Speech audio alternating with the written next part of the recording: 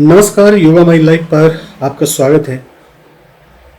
पिछले कुछ समय से हम लोग लाइव सेशन, इंटरव्यू सेशन कर रहे हैं। उसका उद्देश्य ये है कि जो समाज का जो बदलता रूप है उसको किस तरीके से ठीक किया जाए और कैसे हम सब मिल के अपने समाज को सुधार सकते हैं। इसके लिए हम हमारे समाज में जो अलग अलग विभूतियां हैं, जो काम कर रही हैं, जिनको बहुत अच्छा एक्सपीरियंस है, उनसे हम मिलते हैं, उनसे बातचीत करते हैं। ऐसे ही आज मेरे ही शहर में आज आए हुए थे श्री अनिल सचदेवा जी। आपका स्वागत है। अनिल सचदेवा जी रिटायर्ड लेक्चरर हैं पॉलिटिकल साइंस से, और आज एक तरीके से सोसाइटी के लिए वर्क कर रहे हैं। सोसाइटी के लिए वर्क करने का जो इनका तरीका है, सोसाइटी के लिए वर्क करने का जो इनका तरीका है वो बड़ा प्रैक्टिकल है। उससे ना केवल अच्छी आदतों का विकास होता है बल्कि समाज का भी विकास होता है। और समाज में जो युवा वर्ग है, खास तौर पे जो लोग रूरल एरिया में रह रहे हैं, गांव में रह रहे हैं, उनके लिए रोजगार भी पैदा होता है। तो इस संदर्भ में आज हम इनसे बात कर रहे हैं। अनिल जी, जैसे अभी आपसे मेरी बातचीत हुई कि शहरों में भी एनजीओ काम कर रही हैं और मेट्रो सिटी में भी काम कर रही हैं, लेकिन फिर भी जो है हमारे समाज को हम उतना नहीं बदल पा रहे जितनी जरूरत है। ऐसे में हमें, जैसे वेरी नेचुरल कि आज भी हमारी लगभग 73% जनता गांव में रहती है, तो गांव में रहने वाले भी हमारे भाई हैं, उनके बच्चे हमारे बच्चे हैं। तो किस तरीके से आपके मन में आइडिया आया अभी क्यों ना इस तरीके को, पहले तो आप ये बताइए कि आपने क्योंकि मैंने पूरी बात नहीं बताई है कि आपने कौन सा तरीका अडॉप्ट किया है गांव में रिफॉर्म लेके आने का। सर, अभी जैसे अभी आप पूछ रहे थे तो पहले तो उस प्रश्न का थोड़ा सा मैं जवाब देना चाहूँगा। मुझे जो प्रेरणा मिली वो मेरे गुरु से मिली। मेरे गुरु श्री श्री रविशंकर जी, जो कि नेचुरल फार्मिंग में बहुत अच्छे से काम कर रहे हैं, आर्ट ऑफ लिविंग। तो मैंने वहां से ट्रेनिंग ली और मोटिवेशन भी कहीं ना कहीं उनसे ही है, मोटिवेशन कि आप गांव में काम करो जी। तो उनकी मोटिवेशन से मैंने जैसे रिटायर हुआ मैं 2020 में, तो 2020 में रिटायर होने के तुरंत बाद मैंने पल्ला गांव है दिल्ली में, वहाँ 1 एकड़ लैंड जो है लीज पर। अच्छा, ये कब की बात है? ये 2020 में।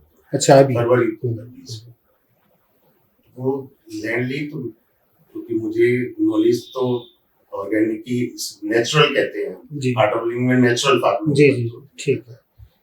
तो नेचुरल फार्मिंग की मैंने ट्रेनिंग ली हुई थी वही आर्ट ऑफ लिविंग से, ठीक है। तो वो ट्रेनिंग मैंने ली थी 2012 में जी।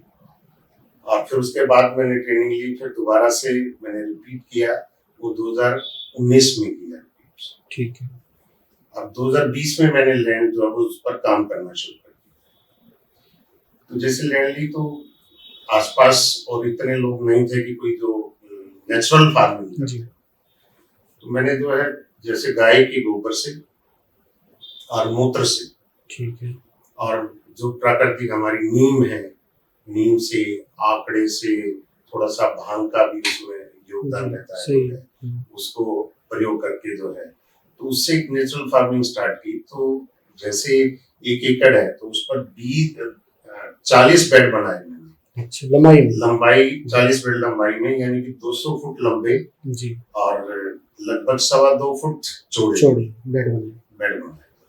तो उस पर लगभग मैंने 24 आइटम्स जो है, जो हमारी किचन में यूज होती है, सब्जी वेजिटेबल के तौर पर, सैलेड के तौर पर, उसको हमने वहां ग्रो किया। तो उसको ग्रो करने के बाद जो है मैंने जो है उस क्योंकि क्वांटिटी ज्यादा हो गई जो है, हम्म, हर चीज के एक दो बेड हमने जो है उसको लगा लगाए। दिया। तो घर पर तो मैं कितनी कंज्यूम हाँ कर बिल्कुल सकता सही था, बात है, रिश्तेदारों को भी कितनी दे लोगे। कितने हम्म, कितना।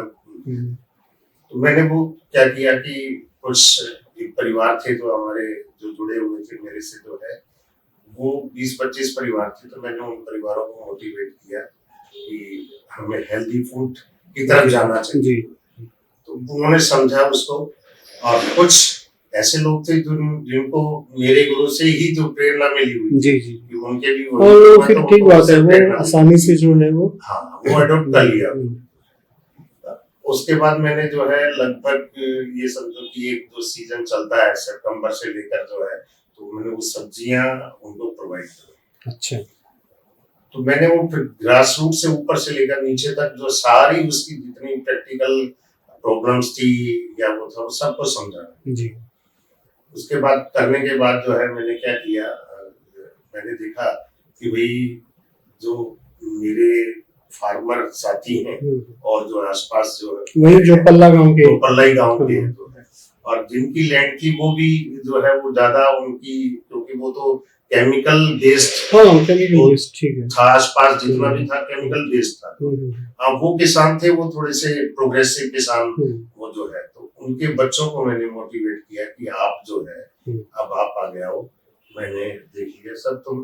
तो इसमें देखो, एक तो मैं किसी को पहले ही ढकेल देता तो हो सकता है उसको नुकसान होता था, ठीक बात है, और किसान नुकसान सहन नहीं करता, ठीक बात है। तो बैठ जाता। तो मैंने वो देखा कि भाई हाँ, इसको प्रैक्टिकली कुछ बच सकता है। तो मैंने उसको जो है प्रमोट किया कि अब तुम ये सब्जी सप्लाई करो। मैंने वो 25-30 कस्टमर, आज जो है 50 कस्टमर है लगभग जो है। तो वो किसान जो है, वो किसान का बेटा जो राहुल है, वो अच्छे से सबको सप्लाई कर रहा है। मैं उसकी मॉनिटरिंग कर रहा हूँ, मैं देख रहा हूँ कि भाई कैसे अच्छे से वो ग्रो कर रहा है और वो ठीक ठाक से जो है। हालांकि वो उनके अंदर एक पता नहीं प्योरिटी जिसको कहते हैं ना, मन में प्योरिटी जो है ना, एक प्योरिटी भी आ चुकी है कि भाई मुझे जो है ना लोगों को एक अच्छा खिलाना है। जी जी, और जब ये जज्बा आ गया कि मुझको अच्छा खिलाना है, तो अच्छाई का ट्रांसफॉर्मेशन जो है वो हो चुका है। सही कह रहे हैं, अच्छाई का जज्बा किसी भी रूप में आए, अच्छाई अच्छाई ही होती है। और एक साइंस में एक लॉ ऑफ अट्रैक्शन आपने नाम सुना होगा। जी। तो मैंने जो एमएससी किया वो वैल्यू एजुकेशन भी उसमें एक सब्जेक्ट था। वैल्यू एजुकेशन में एक लॉ था, लॉ ऑफ अट्रैक्शन था। उसमें ये था कि जैसे लॉ ऑफ अट्रैक्शन इस जगत में काम करता है, वैसे अच्छी आदतों के लिए भी लॉ ऑफ अट्रैक्शन काम करता है, और सेम बुरी आदतों के लिए भी काम करता है। तो हम जब बच्चों को मोटिवेट करने जाते हैं तो हम बहुत सारे गुणों की बात करते हैं, ईमानदारी हो, क्षमाशील हो, सफाई हो, सच्चाई हो। तो फिर हम बच्चों को बोलते हैं कि आप इतने सारे गुणों को हो सकता है देख के घबरा जाए भी, किस किस चीज का पालन करें सर, इतनी सारी लिस्ट बता दी आपने, किसको छोड़े किसको रखें। तो फिर हम वो एक बात लेके आते हैं कि भाई आप ऐसे है, आपको कोई भी एक गुण चुनना है जो आपको पसंद हो। आपको अगर खाली इतना पसंद है कि मैं जीवन पर्यंत जो है ना स्वच्छ रहूंगा, और मेरे आसपास जो कुछ भी रहेगा वो स्वच्छ रहेगा, मेरे आसपास कोई भी चीज मैली कुचैली नहीं होगी। नई और पुरानी की कोई बात नहीं है इसमें कि नई होनी चाहिए पुरानी होनी चाहिए, जो भी आपके पास है वो चीज स्वच्छ रहेगी। तो आप ये देखोगे एक स्वच्छ था, बहुत सारे जो और नैतिक गुण हैं उनको खींच खींच के आपके पास लेके आ रही है। तो वही मैं आपकी बात को स्कोर कर रहा हूँ कि आपने बताया कि भी उसके मन में खाली एक इतनी बात आ गई, भाई ठीक है सब्जियां हम पहले भी बोलते थे, ठीक है अब ये जज्बा आ गया भाई किसी को भी खिलाना है ना तो अच्छा खिलाना है। तो एक अच्छाई जो है दूसरे गुणों को भी हमारे पास लेके आती है। एक अच्छा गुण आएगा तो फिर और भी अच्छे गुण आएंगे, भी मैं और सोसाइटी के लिए क्या कर सकता हूँ। और ये तो बहुत ही अच्छी बात है कि आप कोई चीज खिला रहे हो, वो आपका इनकम का जरिया बन रही है। चलो आप उसी के अंदर अच्छाई भी कर रहे हो और साथ में आपका जो भी रोजी रोटी है उसका भी आपको आउटपुट भी मिल रहा है। अब बात यह आती है, जैसे आपने एक शब्द यूज किया नेचुरल फार्मिंग, ठीक है, फिर आपने एक दूसरा शब्द यूज किया ऑर्गेनिक फार्मिंग, इन दोनों में क्या डिफरेंस है? नेचुरल फार्मिंग अगर हम देखें कि ईश्वर ने जो है सब सिस्टम अपने आप ही बनाया हुआ था, जैसे अपने आप चीजें उग रही थी, अपने आप चीजें जी, उगती थी। उसके बाद आदमी ने मैनेज करके जो है उसको उगाना शुरू किया। तो नेचुरल जैसे मैंने वो यूज किया कि भाई हम जो है गाय का गोबर अब जो है वो यूज कर रहे हैं, मूत्र जी। यूज कर रहे हैं जी। उसका, उससे हम जीवामृत बनाते हैं। जी। तो जीवामृत में क्या है कि गाय का गोबर हो गया, मूत्र हो गया, गुड़ हो गया, बेसन हो गया, या अच्छा। लस्सी डाल देते हैं, खट्टी अच्छा। लस्सी उसके अंदर जो है। अच्छा, ये जमीन में डालते हैं? नहीं, हम्म। वो ड्रम में 200 लीटर पानी में जो अच्छा। है उसको हम मिक्स करते हैं। ठीक है। जो एक रेशो है उसको लेकर जो है, हम्म। तो 2-3 दिन में वो जो है उसके अंदर वो तैयार जीवाणु जो है वो तैयार हो जाता है। ठीक है। और जीवाणु तैयार होते हैं तो जब पानी हम लगाते हैं तो हम्म। पानी के साथ उसको चला अच्छा अच्छा, वो भी लगा देते हैं। तो वो लगा देते हैं, तो वो एक एज ए कंपोस्ट जो है वो काम करता है, नंबर एक। और दूसरा उसका जो रिजल्ट मैंने देखा वो ये देखा कि जो केचुए हैं उस गर्मी में भी केचुए जो है वो ऊपर आए हुए हैं। अच्छा अच्छा, वो जो नेचुरल आपने प्रोडक्ट बनाया उससे? हाँ, उससे जो है। और पेस्टिसाइड के तौर पर हम यूज करते हैं, जैसे नीम हो गया, नीम का तेल जो है वो लीजिए, या नीम के पत्ते हो गए, और ये आकड़ा हो गया, सहजन हो गया, जिसको ऐसे ऐसे पत्ते जिसको गाय नहीं खाती, अच्छा, वो यूज करते हैं। जैसे अच्छा। भांग है, भांग जो है थोड़ी सी वो ले लेते हैं, उसमें डाल देते हैं, ठीक है। तो वो एज ए पेस्टिसाइड यूज करते हैं। क्योंकि हमारे जो है मित्र कीट भी हैं, शत्रु कीट भी। जी, सही। अगर हम पेस्टिसाइड जो केमिकल वाले जो हम करते हैं, छिड़कते हैं, तो उसमें वो दोनों मर जाते हैं। हाँ, बिल्कुल ठीक बात है। मित्र कीट भी मर गए और शत्रु शत्रु कीट भी भी मर आपके गए। जो है मर गए, जो है उसमें। और इसमें क्या होता है, वो मरते नहीं है। वो जब उसके ऊपर कड़वापन आता है ना उसका जो है, तो उसको टेस्ट करते हैं तो वो भाग जाते हैं। ये हमारे काम की चीज नहीं, ये काम की चीज नहीं है। तो उससे क्या है कि हम जो है अपनी फसल को एक अच्छी क्वालिटी पर ले जाते हैं, तो उससे क्वालिटी अच्छी मेंटेन। तो इस तरीके से जो सब्जियां पैदा हो रही हैं और एक नॉर्मल जो से मंडी में जो दूसरी सब्जियां आती हैं, तो इनके रेट में भी कोई डिफरेंस होता है? हाँ, रेट में डिफरेंस जो है, रेट में इसलिए डिफरेंस होता है कि अगर हम जैसे पहले 3 साल तक करें, 4 साल तक करें, तो थोड़ा सा उसकी क्वांटिटी जो है प्रोडक्शन की कम रहती है, उस वजह से फिर रेट थोड़ा सा अप करना पड़ता है, रेट जो है। और दूसरा ये कि जो प्रॉब्लम से मैंने जो देखा वहाँ, कि उसके लिए अगर मान लो किसान कहीं देने जाता है, उसको कन्वेंस चाहिए, जी सही, पैकिंग के लिए एक हेल्पर चाहिए, वहां तक पहुंचाने में अगर मैं दिल्ली की बात करूं तो दिल्ली में अगर मान लो 4th फ्लोर पर कोई रह रहा है, तो एक घर देने गया तो वो एक घर में ही 20 मिनट 25 मिनट लग जाएंगे, ऊपर जाएगा नीचे आएगा जो है, तो उसका टाइम बहुत लगता है। जी जी, तो उसमें मेहनत बहुत है उसकी, तो उसको हेल्पिंग हैंड की जरूरत है। तो हेल्पिंग हैंड वो रखता है तो उससे भी कॉस्ट थोड़ी बढ़ जाती है। चलो उसमें तो फिर ये बात भी है कि मान लो कॉस्ट बढ़ गई, तो आप मेरे को मान लो मेरे घर पे पहुंचा रहे हो, तो वो तो फिर मैं उसको अफोर्ड कर सकता हूँ, क्योंकि मैं लेने जा रहा हूँ तो मेरी भी कॉस्ट लग रही है लेने जाने के लिए, तो वो उस तरीके से मैनेज हो सकता है। मैं सर आपको बीच में थोड़ा सा माइंड में मेरी बात जी जी प्लीज। अगर मैं कहता हूँ कि मैंने जो वहां देखा आसपास, इस समय की बात कर रहा हूँ मैं, कि जैसे पालक है जी, पालक में हर तीसरे दिन पेस्टिसाइड छिड़का जा रहा है। अच्छा, हर तीसरे दिन जो पालक हमारे यहाँ पे आ रही है, हर तीसरे दिन, वो आप समझो कि 20 दिन में 25 दिन में तैयार होगी, तो आप कितनी बार पेस्टिसाइड उसका जो है आपका जो है जहर ही बन गया, वो जहर बन गया सर। जिस पालक को इस समय हम खा रहे हैं, क्योंकि उसको रखने के लिए, उसको बचाने के लिए, क्योंकि मौसम नहीं है और हम उसको उगा भी रहे हैं, और उसमें इतना पेस्टिसाइड है, अगर आप देख लो अपनी आंखों से कि कितनी बार डाला गया, खा नहीं सकते, जिंदगी में नहीं खाओगे, सही खा नहीं सकते सर, देखकर जो है। और हम अपने बच्चों को, हम चाह रहे हैं कि हमारे बच्चे में जो है एक मोरल्स वैल्यूज जो है वो आए, वो भी अगर जब तक खाने पर भी डिपेंड करता है कि आपका खाना शुद्ध नहीं है, बिल्कुल बिल्कुल, तो आपका मन जो है वो शुद्ध नहीं होगा, बिल्कुल बिल्कुल।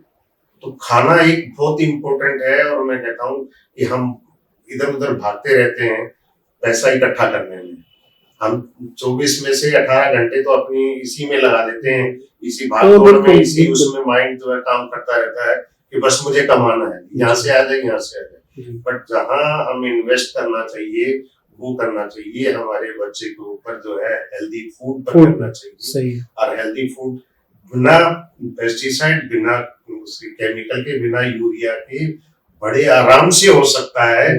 बट सिर्फ ये है कि वो किसान को जो है ना, उसको थोड़ा सा मोटिवेशन मिलना चाहिए।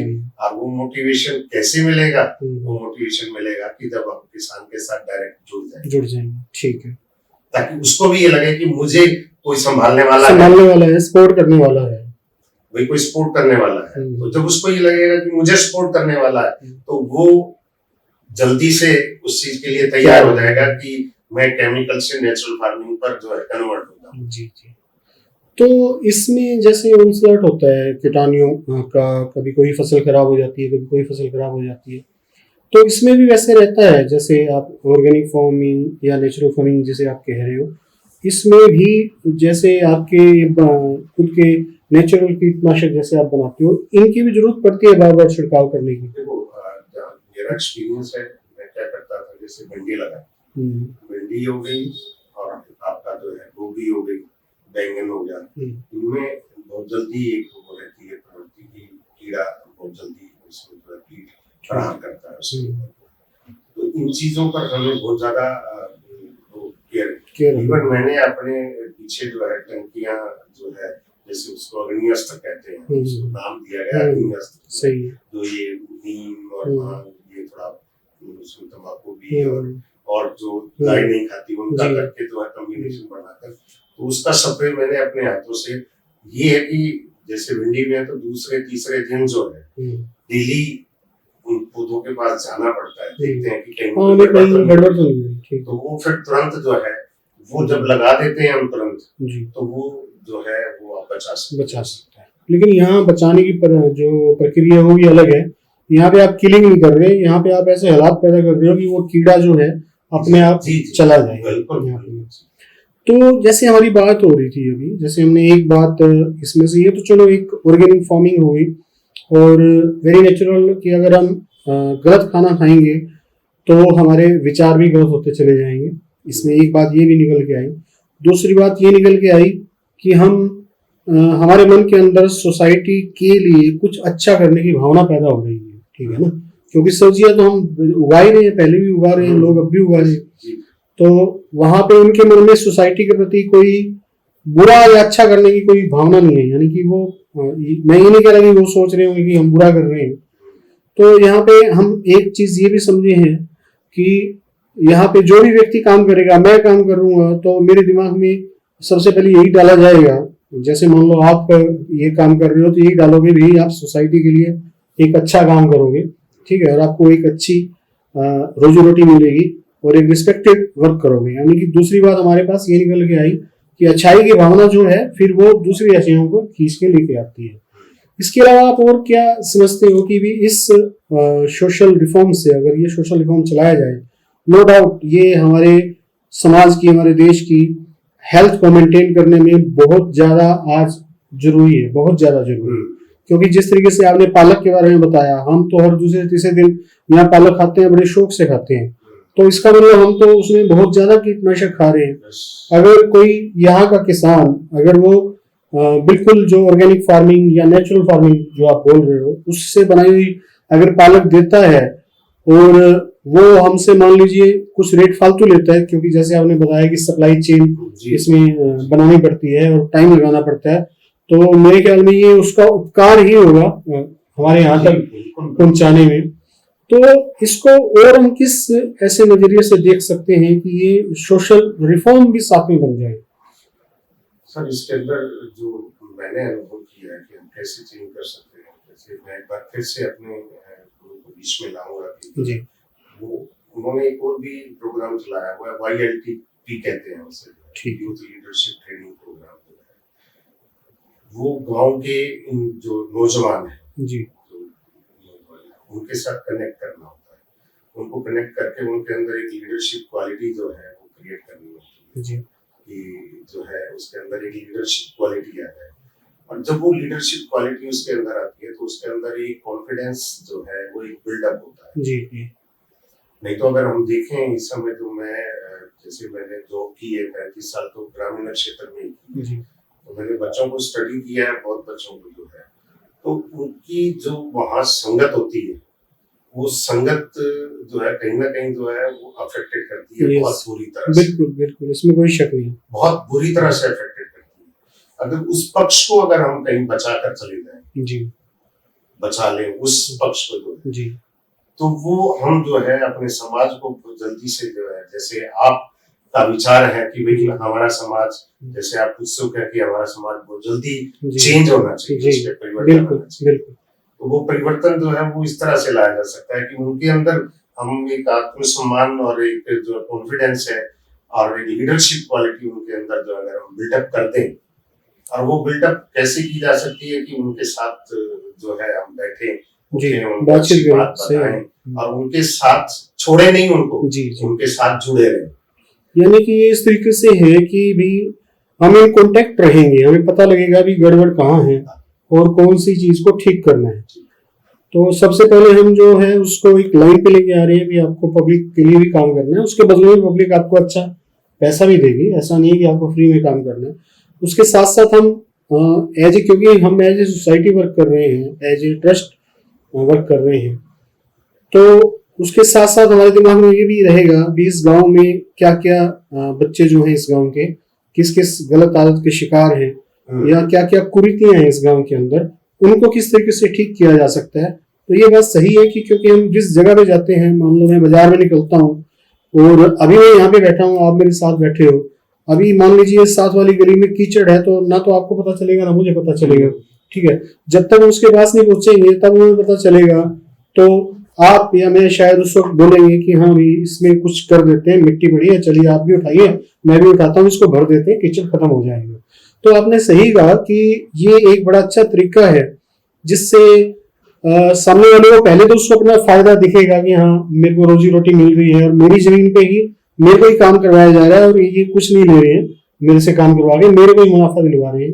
और उसके बाद हम उनके समाज में हमारा अपना समाज है वो उनका नहीं कह सकते, तो उसमें एंट्री करके हम वहाँ की कुरीतियों को परमानेंटली खत्म कर सकते हैं। मेरा अनुभव जी इस मामले में अच्छा। फिर क्या होता है सर, अगर आप एक को कन्वर्ट कर दो ना, जी ये तो है, फिर 10 साथी होते हैं, फिर वो लॉ ऑफ अट्रैक्शन काम करता है। जो आप बता रहे थे कि लॉ ऑफ अट्रैक्शन वो वहाँ काम करता है, वो एक के जो 10 साथी हैं 10 के 10 जो है वो कहीं ना कहीं चेंज होते हैं। तो आज हमने समझा अनिल सचदेवा जी से, और कितनी बड़ी बात बताई, बड़ी माइक्रो लेवल की बात है, क्योंकि गांव के अंदर जो काम किया जाता है उसको माइक्रो मार्केटिंग ही बोलते हैं और माइक्रो बाजार ही बोला जाता है। और हमारी जनता जो है वो 75%, ऑलमोस्ट 73% मेरे ख्याल आज की डेट में गाँव में रहती है, और हमारे लिए इम्पोर्टेंट है हमारे किसान। और इस तरीके से हम एक जो रियल रिफॉर्म है वो कर सकते हैं। उससे ना केवल हम किसानों की हेल्प कर सकते हैं बल्कि सोसाइटी की हेल्प कर सकते हैं। सोसाइटी की हेल्प तो उसी दिन से हो जाएगी जब उन्हें शुद्ध खाना मिलना शुरू हो जाएगा, और उसके बाद जो है हम उनके अंदर घुस के उनको उनके अंदर अच्छी आदतों का विकास कर सकते हैं और उनके साथ मिलके और लोगों को उनके द्वारा मोटिवेट करके इस रास्ते पे लेके आ सकते हैं। बहुत बहुत धन्यवाद आपका, थैंक यू वेरी मच यहाँ पे आने के लिए। आपका आप जो कर रहे हैं ना रियली जो है मुझे वो टच किया, तो मैं आपसे मिलता जी बिल्कुल बिल्कुल, हम भी मिलते रहेंगे और कोशिश करेंगे आपकी सेवाएं लेके हम भी इस तरह के इधर के गांव वालों को मोटिवेट कर सकें और इस तरह के प्रोग्राम चला सकें। उसके लिए मैं हमेशा जी तैयार हूँ जी, जब भी आप बुलाएंगे मुझे, मैं दिल्ली से आऊंगा, जी जी, तो मैं जरूर आपके साथ। Thank you.